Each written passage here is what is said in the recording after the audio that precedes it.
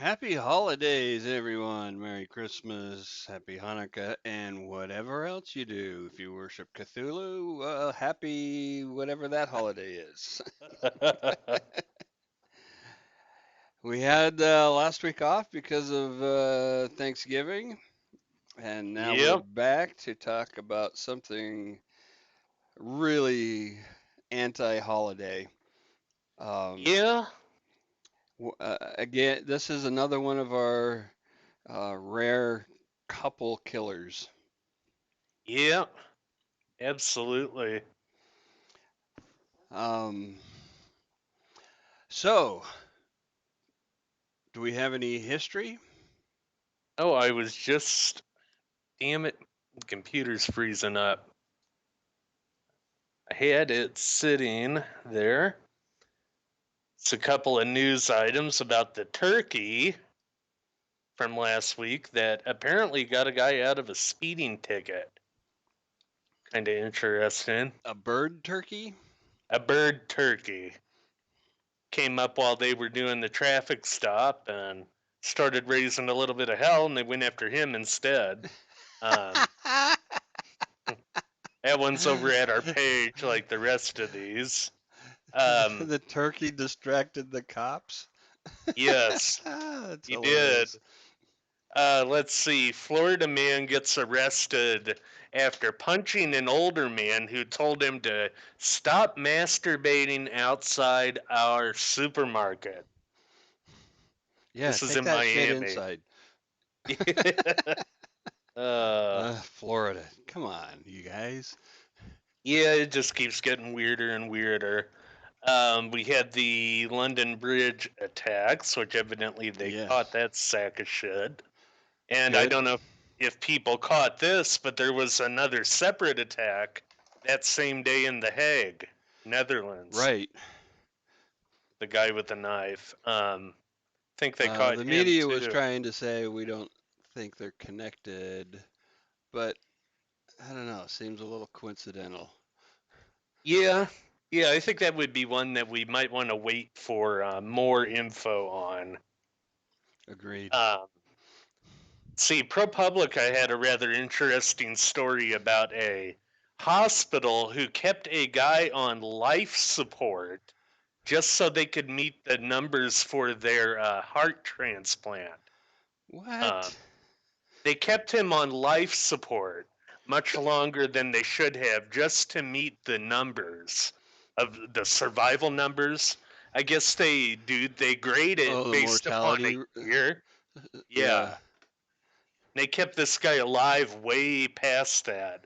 And now the FBI is getting involved in investigating that hospital. So, Because it's, I don't know, what's the word I'm looking for? Oh, yeah, fraud. yeah. Oh, absolutely. But yeah, hopefully the feds can get him on something there. Well, yeah, that'd be nice. Um, Two children hung in Berks County, Pennsylvania. They said that the mother was charged with those deaths, which I'm not totally sure why, but apparently the one kid helped hang his sister with him because he didn't want to go alone, was the quote. So, a kind of murder suicide, but kids? Yes. Why would the mother be charged then? I wasn't thoroughly understanding that, whether it was neglect, I think might have been why. She should have seen something, but I don't know. that's, That seems kind of sketchy. yeah, it's one we'll definitely be paying attention to. Um, let's see, Fox 35 out of Orlando, yet another Florida man who left his 12-year-old son at the side of a highway because he might be gay. Is that some kind of cure? I have no idea. Apparently, they found something that he construed as gay porn on the kid's phone. Told him to pack a duffel bag, drove him out there, and just dropped him off on the highway. Wow. So they're getting him with neglect. How old was the boy? 12. Oh, come on, man. That's bullshit.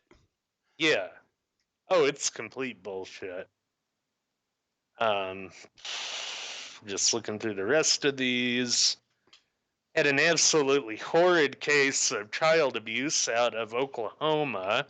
Um, all about these people who were brought in on charges of beating their children, raping their children, manufacture of child porn, and apparently they also had a plan to commit incest on a, as of now, unborn child. Jesus. Yeah, yeah, that was Wow. pretty fucked up. Then let's see. Oh yeah, and then you had the guy who was convicted of an acid attack on the his baby mama, basically. Not sure what precipitated that, but she has 90% burns on her face from that. Man. Where do people Seems get like, this acid that they yeah, use in this? I mean, this was this. I forget what they call it, but it's the kind not that that you I'm pour planning down. anything, mind you. Well, this kind was the kind that you pour down a drain, and Oh, apparently it why? causes heat. Yeah, to Yeah. do its thing there. I don't know. It seemed to me like there's more and more acid attacks you're Which, seeing in the news of okay, late. so here's my problem with this approach for any morons who happen to be listening. Um, you can't you can't get away with it. No, You're not not at all. killing the person, you're just harming them, and they fucking see you do it. Yeah. Oh, absolutely. So, what exactly are you accomplishing? I don't Hmm. understand. I do not understand these. Well, so many of what we talk about, I don't understand. Yeah. I mean, But the only times I had heard about it before was in the Middle East in the context of like an honor killing, where but they would do something like that. but it's not just yeah. If you're gonna kill somebody with acid, that takes a lot. You're not Yeah. just splashing it in their face. Yeah. You, Absolutely. But yeah, and then the last headline that I had was I was curious if they were to make a movie called Necrophile Cop, who should play the lead role? Because this guy was an LAPD officer Colin who was. Farrell Hey, that would be a good one. That'd be interesting. But they caught this guy on, typecasting. I guess, body cam footage, fondling the breasts of a dead woman out there in LA. What, in the morgue or at And the scene or what? I thought it was at the scene the way I understood it. That's fucked up. Yeah, I mean, yeah, dude, you're a cop. You got the uniform. If you still can't attract a girl, the dead girls, yeah, they're still off limits. yep. Yeah, they still are. But yeah, Lucas on our page suggested Steve Buscemi for that Yeah. part. Yeah, I don't know. I think that's a part befitting a Colin Farrell or an Adam Sandler, I think. Yeah, Sandler wouldn't do it though, 'cause he likes to maintain his image. His stupid guy image. Yeah. But yeah, yeah, maybe him or Rob Schneider. Rob Schneider could do it. But All right. yeah, that is all I have for that. And that is plenty. Yes, it is. As I So, said, you can follow our Facebook page for more of the news. absolutely. It's called Real Monsters, just like the show. It is. Well, Real Monsters podcast, but Yeah. yeah. Yep. So, this we're going to take a little journey overseas to jolly old England, Jolly old friggin' England and the Moors. the moors up in There northern England in is. Manchester area. So There, let's get that wide map up there. yeah, I was gonna say that, and then maybe some pictures from the moors. It's so desolate. Well, that's the thing. So I was actually watching some show, and there's a prison called Dartmoor, Uh-huh.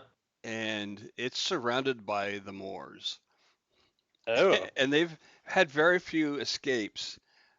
But a good many of the prisoners who have escaped have ended up going back and turning themselves in because they couldn't survive getting through the moors to escape. Oh wow. That's And a fair interesting. number of the ones who didn't turn themselves in ended up dying in the moors. Wow. Dang. What's the actual landmass of the moors up there? I Uh, don't know. I think there might be several patches. Um, because That's one thing I didn't look up. yeah, they have. Scotland has a fair amount of moors as well, so I don't know, Mm-hmm. but it's pretty vast. Mm-hmm. So the moors.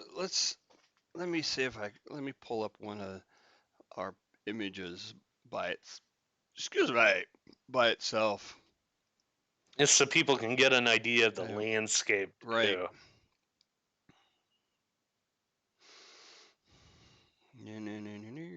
What's a good one? Oh yeah, that one.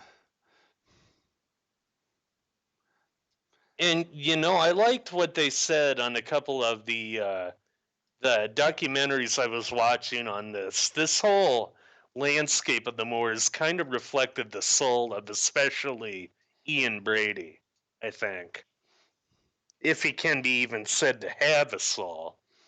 But yeah, it was interesting what ultimately brought them down.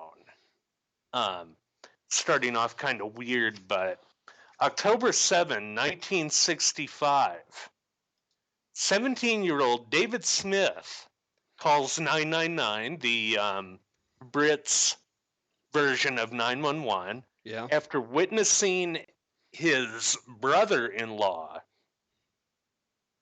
kill somebody with an axe at their flat, basically.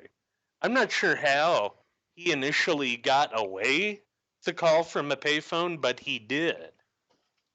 And this is what revealed the other murders that were going on. Um, and in the process, a lot of the people who were there and living at the time tended to forget the details with time. Mm-hmm. And then you had, a whole new generation of um, Britons who really didn't know anything about it. They Right. just like to sort of buried it.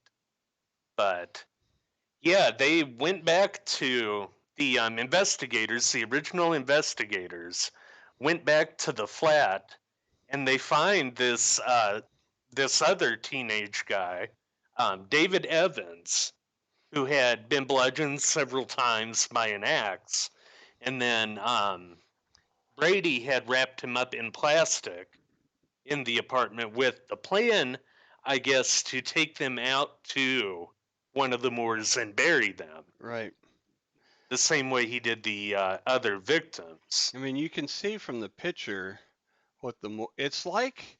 It's a vast grassland, Hmm. um, with occasional bogs, that you can sink up to your knees really quick if you're not careful. Yeah, But yeah, you can absolutely. there's a lot of space that nobody goes to. I mean, there are Hmm. roads through it, but you don't get off of the road. You don't go hiking out here except on designated trails. People aren't just going to be wandering around the moors just for the hell of it, right? So, Yeah, as a body disposal area, it's pretty good. yeah, you could almost compare it in a lot of ways to the Mojave Desert. here in Mm-hmm. America. Yeah, Yeah, people are going to drive through it. There might be places where they're going to dispose of bodies, but there isn't a whole lot of the way of hiking or tourism around there. exactly. But yeah, we actually have the crime scene photo of Evans when they found him too, I think. Yes, we do. Um, but yeah, Oh, they that went through reminds me. there. We should put the warning up. Oh yeah, good idea. Yeah, if Just you are easily disturbed by blood and guts and crime scene photos, what you're naturally going to see in them, you might want to turn this off right now. So all right. So let's go back and I'll pull up the now I image. am not, as far as David's Smith goes, when they got him up there, I didn't find out whether there was a concrete reason that Ian Brady wanted to have control over him, like he thought he knew something about them or what have you. But there's one school of thought on this that says that that was his main goal of getting him up there, was so he could basically keep his thumb on him because, he's seen the murder too. Um, but then there is another school of thought by some in the forensic psychiatry community that says that Brady got him up there because his grandiosity was starting to grow with every successful kill. Because with Evans, you're looking at, what was that, number 5? Yes. He was number 5, and that just, it kept escalating from there as it tended to. But yeah, Well, it's human nature to think that when you get away with something, the longer you get away with it, the more you start to believe you're always going to get away with it. yeah. Oh, absolutely. You get that invincibility complex about it. Right. But yeah, getting a bit into who Myra Hindley and Ian Brady were. Hindley's childhood was rather normal, for lack of a better word. Normal working class Manchester. She wasn't abused as far as we know. Uh, yeah, she didn't see anything that would have been traumatic Hmm. and traumatized her at a profound level. But Brady, on the other hand, had a very opposite of that for his childhood. He was the bastard son of a waitress in Manchester, and he had no idea who his father was, so it just wasn't in the picture. But Okay. throughout much of his childhood, he he made himself into a rebel, into an outsider.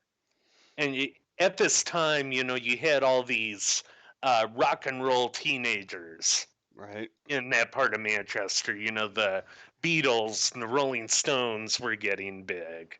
Yeah. Um, and so, what does Brady do? He goes the opposite direction. Starts listening to classical music was his big thing, and starts dressing in, tweed suits and the like. Yeah. So if you're not fitting in anyway, why not go as far away from fitting in as possible, right? Yeah, I think that was his logic too. And it was around this time that he started reading a lot of classical literature too. And by classical literature, I mean books like the Marquis de Sade, 120 Days of Sodom. Hmm. Which, have you ever Yeah. read that? I have not. I read it in high school. Wow. And yeah. Yeah, it wasn't like required reading in high school, but I picked it up and I finished it in high school. And for people who don't know what this is, it's basically a catalog of perversions from Right. the man who literally they coined the term sadism after, the Marquis de Sade, Right. when he was incarcerated in the Bastille for being the problem that he was. He wrote down all this stuff, but like a few of them that are in there, there was a priest who would get his jollies off of sucking the mucus out of the noses of little girls, is one. Jesus. But Holy then it God. gets weirder into these noblemen who would get their jollies off of dunking pregnant women in acid and stuff like that. It gets into dyed in the wool erotophonophilia, which as we've talked about before is lust murder, Hmm. where you get your jollies off from murder. Killing. Yeah. Yeah, and that's exactly what I think And Ian in that Brady day and did. age, if you were part of the nobility, you could literally get away with murder. Yes. Oh yeah, you I mean, as could back long as you then. didn't weren't stupid and killed another noble. Yeah. If it's just Which a peasant person, then yeah, you could get away with that. yeah, which Desaad, when he wrote his books, a lot of it was geared as just basically pornography. He Yeah. was looking at how far he could push the envelope with all that. And other books like Justine would be his other big one. But yeah, if people wanted to see that on film, they've done a few film takes on the 120 Days of Sodom. The main one is Salome, Oh yeah. Salome, which yeah is from that book. But Ian Brady was also very influenced by, I guess, Hitler. I don't know if he really Right. called himself a Nazi, but I, apparently he read a lot of it, a lot of there's no Mein real Kampf. indication that he hewed to the belief system of Nazism. I think he was enthralled by their brutality. I would agree with that assessment. Yeah, because I didn't see any indication of that either. Um, and that was interesting when he and Hindley finally met up at, I guess they were working at the same place, is what started it all. Okay. He employed various tricks to sort of gain control over her that were very reminiscent of cult leaders and what they would do. Although For he example, started, although he started off just playing hard to get, and that's what kind of sucked her in. But girls, don't be suckers. but you know, he started doing everything that he could to basically just get her ego down to nothing, to destroy her ego. And Oh, in yeah, fact, emotional after, abuse. yeah, and a big part of that was feeding her the stuff that he was reading too, and then showing her all these films about the Holocaust were big parts of that. But after the first So murder, conditioning her to these horrible ideas and yes, practices. yes, and that takes us what Brady's goal was at that juncture. He wanted to commit the perfect robbery, and that's all it was at this juncture.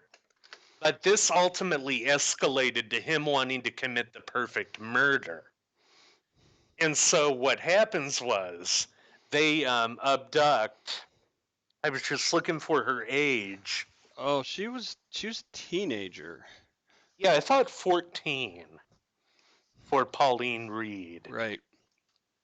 But they abduct her and they take her to the moors, and Hindley stays out of sight while Brady takes her up. 16. She And was 16. Oh, okay, 16.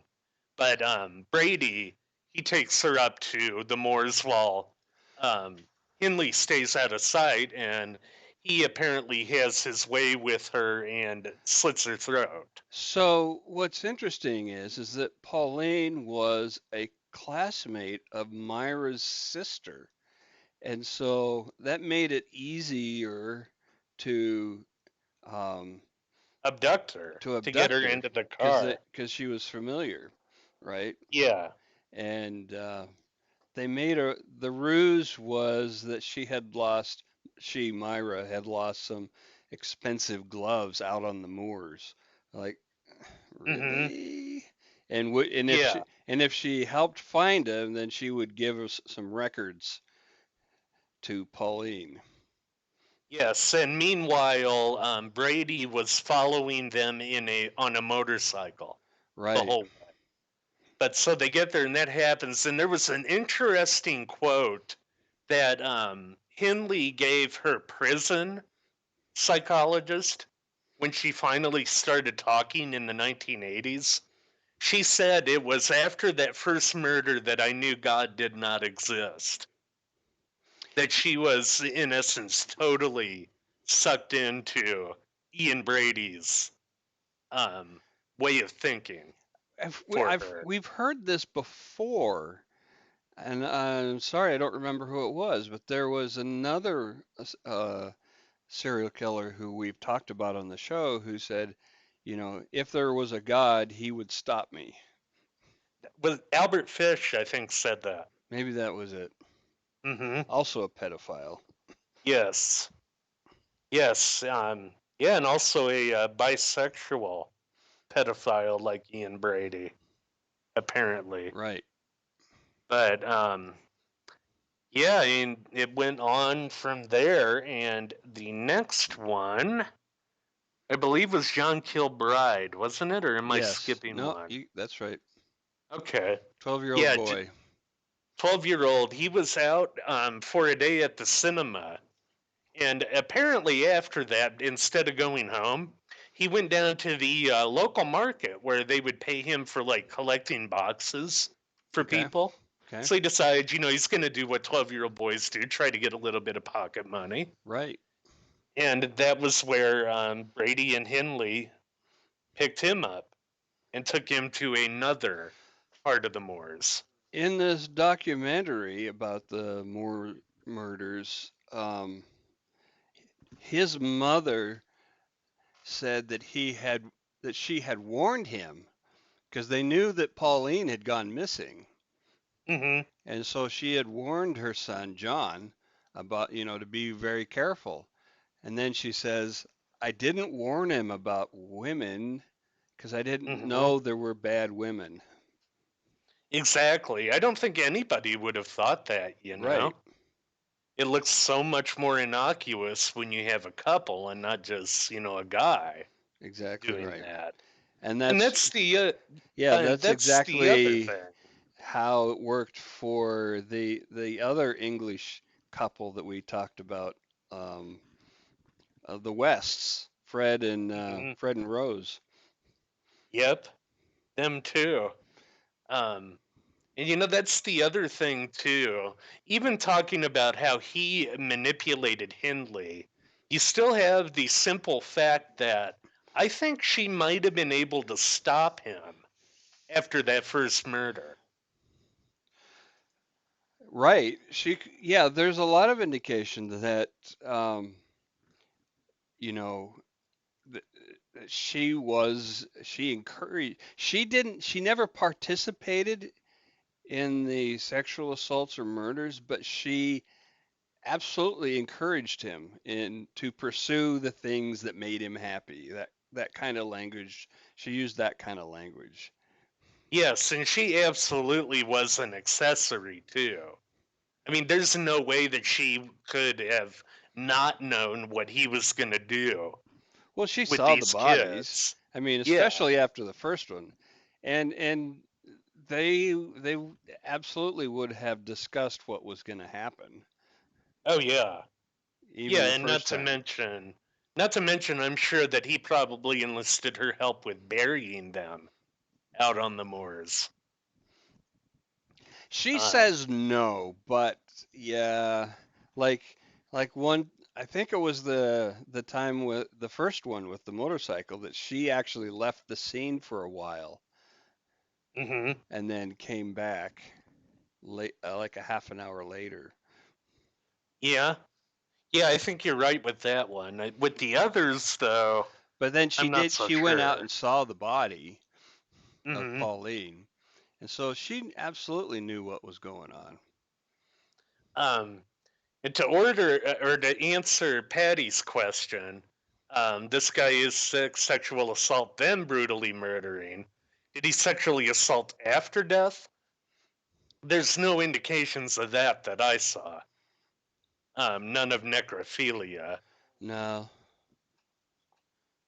Um, he would disable them oh through yeah. through a variety of means, um, so that they were easier to to rape. hmm But yeah, he killed him afterwards. Yeah. Yeah, and I mean, we have to remember that his main thing again was erotophonophilia. Um, I mean, you can have that in necrophilia, Yeah, but yeah, I think it Speak was Bundy, the for example.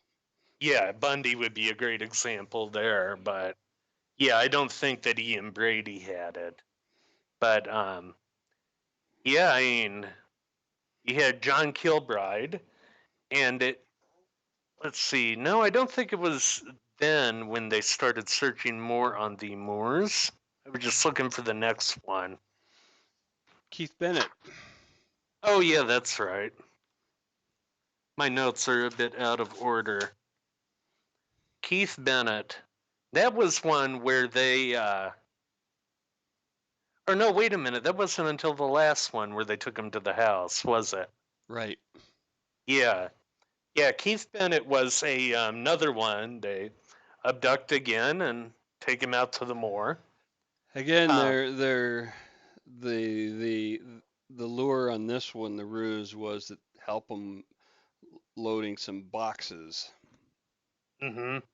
Which I think was close to the one that they used for Kilbride too, Yes. Yeah, where it's they very got him. similar. Which Hey, Kilbride also they killed with a ligature, not stabbing him. right. This one, it was a shoestring that they strangled him with. But yeah, yeah, Bennett, I don't think they ever found his body to this day. I believe that's true that they had the Brady and Myra tried to take them and find the spot, but they never did. And hmm it's, things change over time, landscapes change, memories change, um, hmm and yeah, they tried to help the authorities locate his body, and they never did. Yep. Which that was 1964 with Keith Bennett. He was actually abducted while walking to his grandmother's. So there's substantial cooling off periods going on here, like Yeah, 6 months ish. yeah, roughly for Brady. Yeah. Although I don't think we should discount here that Hindley was getting sexually aroused by watching him get sexually aroused. I think to some degree with that. So how do they keep their interest level up for 6 months? Uh, you know, if buried bodies, you can't just go out and revisit them so easily, right? Yeah, that's a good question. I mean, it could be just that his neurochemical makeup says that that is the schedule that he would need to do it over. I mean, Um, like, yeah, it would be like he would feel, you know, fulfilled, satisfied for a long period after one occurrence. Yeah, although it could also be the other side of this that we know that they did was they took a lot of pictures, Oh yeah. which could have um, tided them over for that, because that actually gets into their last victim. Well, last before Evans, who got them caught, and that was 10-year-old Leslie Ann Downey, who was abducted at a fair. And with this one, they didn't just photograph this poor child in Uh, various bondage poses. They also took an audio tape recorder throughout everything that they did. oh my And God. the transcript of that tape is online now. Um, Uh, yeah, that's something I could do without. yeah, I figured we kind of had to read it, which is why I sent it to you. Yeah. Uh, you know, it's so much worse too. I don't know if we talked on the show yet about the letters that I received from Roy Norris and Lawrence Bittaker, the Toolbox Killers. Did we talk about that at all? No, not yet. Because these guys were another notorious pair who did the same thing. They Mm-hmm. made an audio tape. Ah. Um, their victim was older. It wasn't 10. She was, I think, 19 maybe. But reading the transcript of that one is just, oh my God. But it had me thinking which one is worse. And I have to give it to Myra and Ian because that is just how evil it is being done to a 10-year-old. Yeah. But yeah, Lawrence was one that will talk to us, and we'll be having more of an update on that.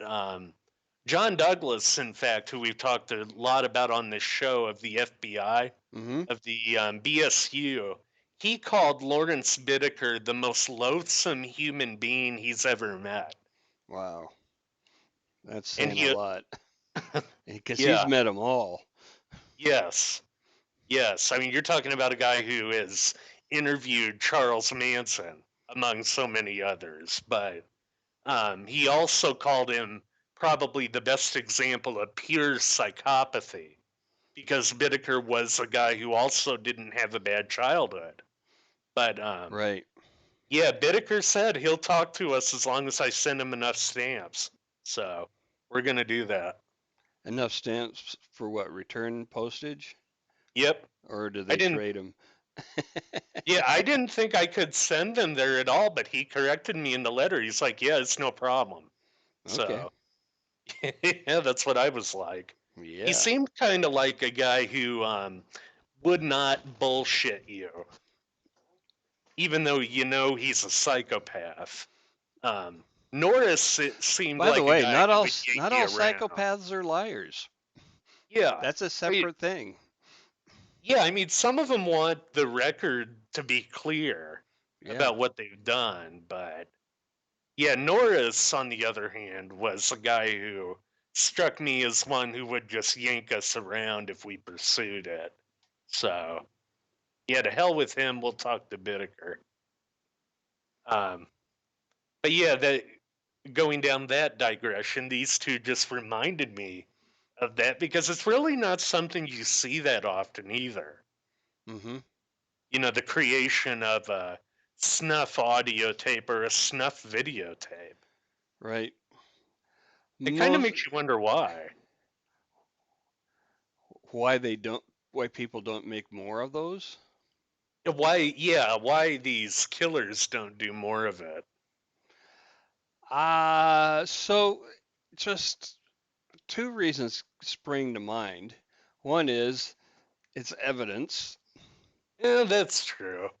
and two, they seem to have very intense, detailed recollections that they can play back those scenes in their own minds in vivid detail, and so they don't really need that because of, again, evidence. Yeah, but then the question that I would have in response to that, what about trophies? They take a lot of They trophies. do, they do that. Not all of them do, but mostly they do. Yeah. Yeah, not all of them, but quite a few indeed. Um, but yeah, they it's just horrible what they did to Leslie Ann Downey. And she was one they had a rather interesting story as to how they found her and the others that were buried. They were searching out there with the in the moors, Yeah, and I guess the main tool that they would use for something like that is just a long bamboo pole that you right. would stick into that ground, and then you would pull it out with the idea that if it hit a body, you're gonna smell it. Mm, So nice. they, yeah, I mean, they were doing that and they were about to pack it in for the day when you had one investigator who saw what he first thought was a stick or a sheep bone sticking out of the ground. And it turned out to be the bone of a human female. And it turned out to be Leslie. Yeah, so the police weren't just sitting on their hands during this time, as that story illustrates. Um, there was we got a comment on Facebook of somebody whose parents um, had the police knock on their door looking for uh, Pauline. Oh, really? I didn't see Yeah, that. yeah, and he hadn't even been born yet, but he heard about it growing up. They were literally going door to door looking for her. Wow.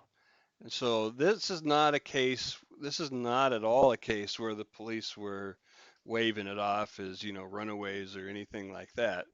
Um, and in fact, in the documentary, some of the locals said that anytime a kid went missing in those neighborhoods, um, Mm-hmm.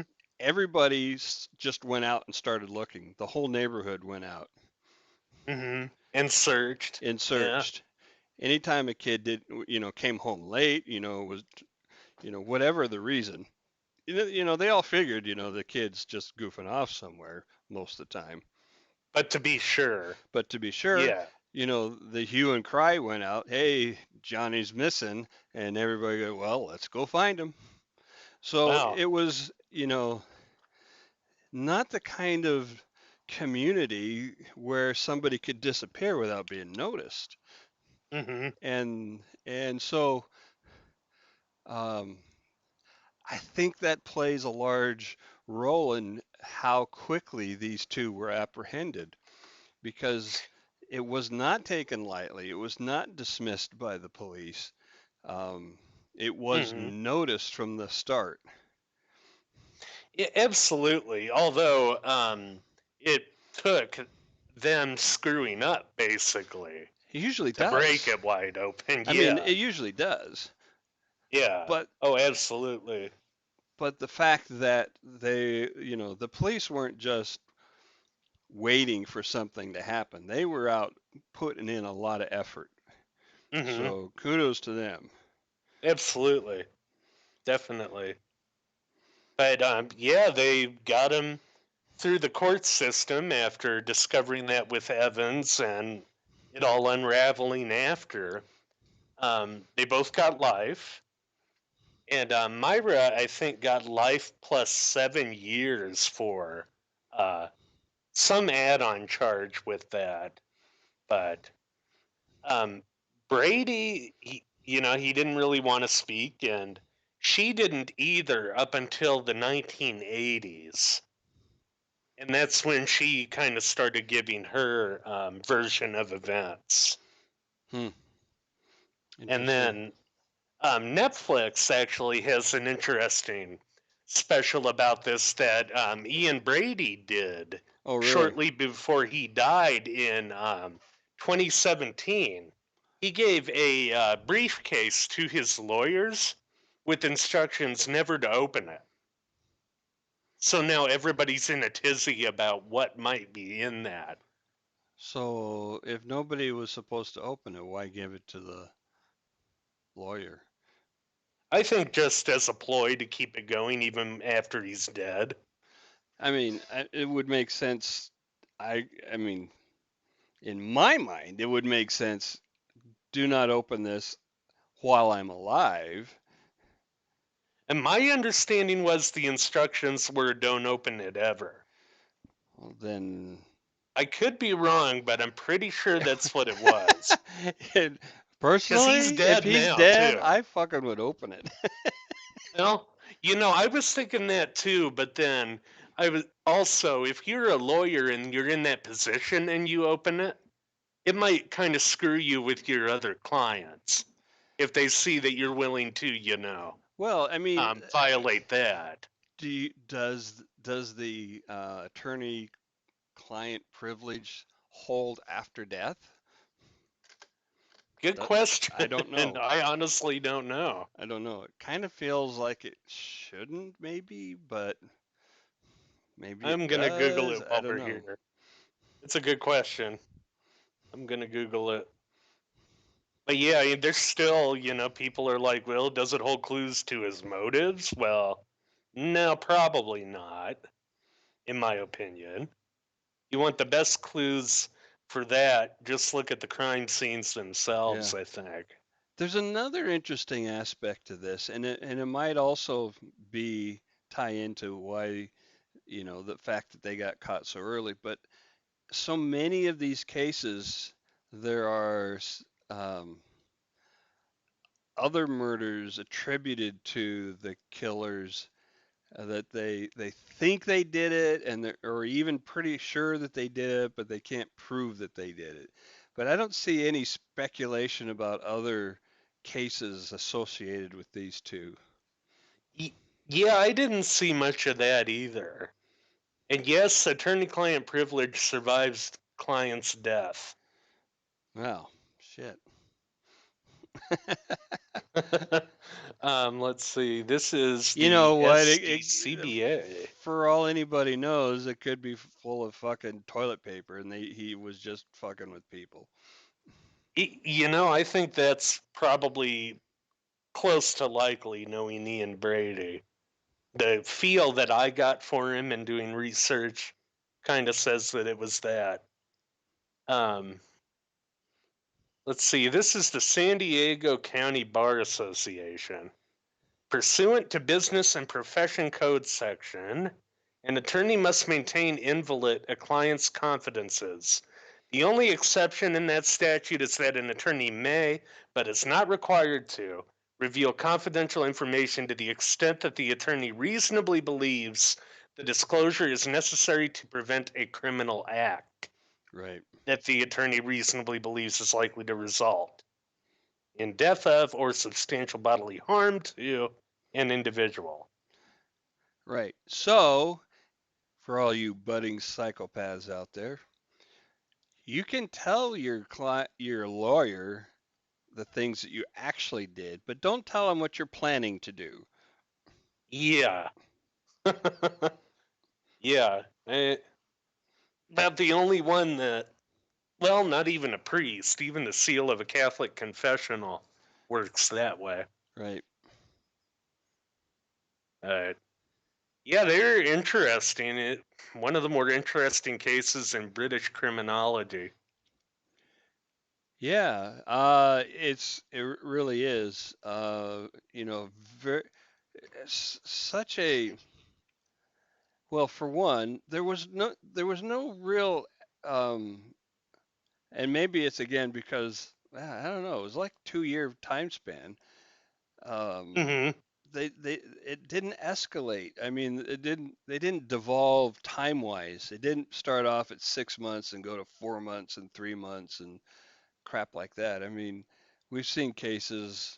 I mean, hell, Bundy went and to two different crime scenes on the same night in Yep. Florida. It was getting that bad for him. Yeah. Um, Yep. but we didn't see that with these two. It stayed pretty solidly right around 6 months, Yep. even though 63 to 65, roughly. yeah, and they, even though they became more and more depraved in their acts, they didn't feel a need to, you know, ramp up shorten the cooling off period. Mm-hmm. Yeah, they didn't feel a need to. Maybe it's because there was two of them. I don't know. It could be. I wonder what their cooling off period looks like compared to similar, like let's say Fred and Rose West. Yeah, it's that those two are interesting because they were almost opportunistic in who they abducted. Um, they would abduct girls who kind of cross their paths, and so Mm-hmm. and plus they would keep them alive for a while, oftentimes for weeks. Um, Yeah. so I don't think it's a solid correlation there, but interesting. Yeah, it would be. I mean, of course, we would have to look at more than just them too with Right. a question like that. Maybe I'll do that. Put it on a spreadsheet and see what we get. Well, I mean, look at Lucas and Tool. I mean, they sometimes didn't have hardly any cooling off period, Yeah. but then they'd have long ones that we know Yeah. of, even though they claimed that there was many more cases that they weren't actually connected to. Mm-hmm. They were lovers too. True. Yep. Yeah, that would make an interesting spreadsheet. I'm gonna have to do that when I get the time here. Okay. Well, uh, very sick fuckers, these two. Yeah. And let's not diminish the fact at all that these were pedophiles. Exactly. All of them were children. All of their victims were children. Mm-hmm. Um, That's and it. That's one thing I found kind of curious too. With the, it's almost like the ages went down and then they went back up. yeah, You it's know. like age wasn't really a key factor for them. Mm-hmm. Um, like, uh, yeah, again, they were, if you look at how they hunted, they'd kind of put themselves in a place and see who came along. Mm-hmm. So they weren't prowling. Per, they would park in an area and then keep an Mm-hmm. eye out and go that one. Yeah, and there would still be a lot of forethought to it, a lot of pre-planning to Right. these murders, definitely. But yep, Okay. Well, I think that wraps up these crazy motherfuckers. I think so. Ian I Brady, don't. Myra Hindley. I don't think I have anything else on them. Well, that's good. Yeah, it probably is a good thing. All Did we know who right. we wanted to do next week? Who? Oh, I was gonna. If you didn't have anybody in mind, I was gonna suggest David Parker Ray. Oh, He's one of the few who hasn't. He was never convicted of murder. really? Yeah, but he's one of the sickest of them. We're gonna see the the toy box killer. Oh, yeah. So And I mean, coming up, we have a special take on Adam uh, Walsh case the Adam Walsh case. Yes, with a special guest who special was guest there. who was a witness. Yes, Yeah, he was there on the day that Walsh was abducted, and and he wrote a book about it. he did. So we will have him on the 19th, I believe. Yep. Stay tuned. All righty. Well, that's it for tonight. Good night, everybody. Have a great night.